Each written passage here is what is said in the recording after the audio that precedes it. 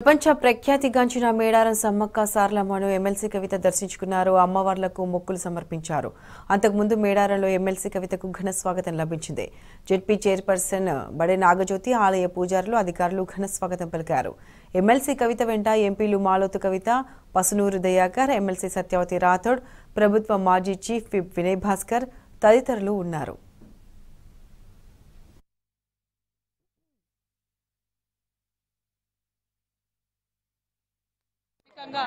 అక్క మన ఎంపీ గారు కవితమ్మ గారు, సత్యవతి రాథోడ్ గారు, నాగజ్యోతి గారు, లక్ష్మణ్ రావు గారు, అందరూ ప్రజాప్రతినిధులు, ఎంపీ దయాకర్ గారు, అందరం కూడా వినయ్ భాస్కర్ గారు అందరం కలిసి దర్శనానికి రావడం జరిగింది.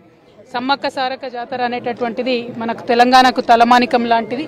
ఇంత పెద్ద ఎత్తున భారతదేశంలో ఎక్కడా కూడా గిరిజనుల యొక్క జాతర జరగడం, దానికి గిరిజనులు గిరిజనేతరులు అటువంటి మంచి ప్రదేశం మన తెలంగాణలో ఉండడం అన్నది నిజంగా భారతదేశ వ్యాప్తంగా మనకు గుర్తింపు రావాల్సినటువంటి అంశం. కాబట్టి సమ్మక్క సారక్క జాతరను మరి ఒక జాతీయ స్థాయిలో ఒక పండగగా గుర్తించాలనేటటువంటి డిమాండ్ మనం తెలంగాణ రాష్ట్రం రాకముందు నుండి కూడా చేస్తున్నాం.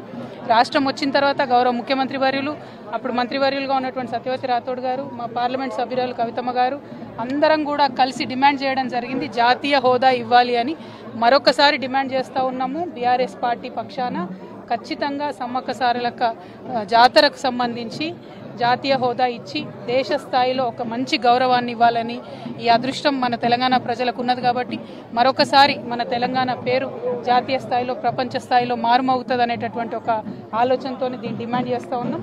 10-15 ఏళ్ల నుంచి కంటిన్యూస్గా అడుగుతున్నాం. ఇది ఖచ్చితంగా చేయాలి అని కోరుతా ఉన్నాం. అదేవిధంగా జాతర జరిగేటటువంటి సమయంలో మరి ఎక్కువ సంఖ్యలో బస్సులు వేసి, ఇదివరకు అక్కగారు మంత్రిగా ఉన్నప్పుడు దాదాపు 3800 పైచిలకు బస్సులు వేసి ఎక్కడ ఇబ్బంది కాకుండా వరంగల్ పట్టణం నుంచి మొత్తం రాష్ట్ర వ్యాప్తంగా కూడా పెద్ద సంఖ్యలో బస్సులు వేయడం జరిగింది.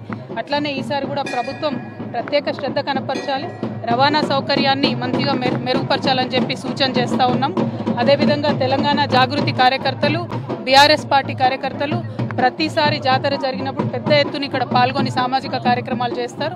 ఈసారి కూడా పెద్ద సంఖ్యలో మేమందరం కూడా పాల్గొని వచ్చేటటువంటి భక్తులందరికీ కూడా మంచి సేవా కార్యక్రమాలు చేస్తామని ఈ సందర్భంగా తెలియజేస్తాం. మరొక మారు కొత్త సంవత్సరం రాబోతా ఉంది. ప్రజలందరికీ నూతన సంవత్సర శుభాకాంక్షలు. ఈ పోయినటువంటి సంవత్సరంలో జరిగినటువంటి చెడు తొలగిపోయి కొత్త సంవత్సరంలో మీ అందరి జీవితాలలో మంచి మార్పు రావాలని చెప్పి మనస్ఫూర్తిగా కోరుకుంటూ wish you very happy new year. Thank you. జై తెలంగాణ.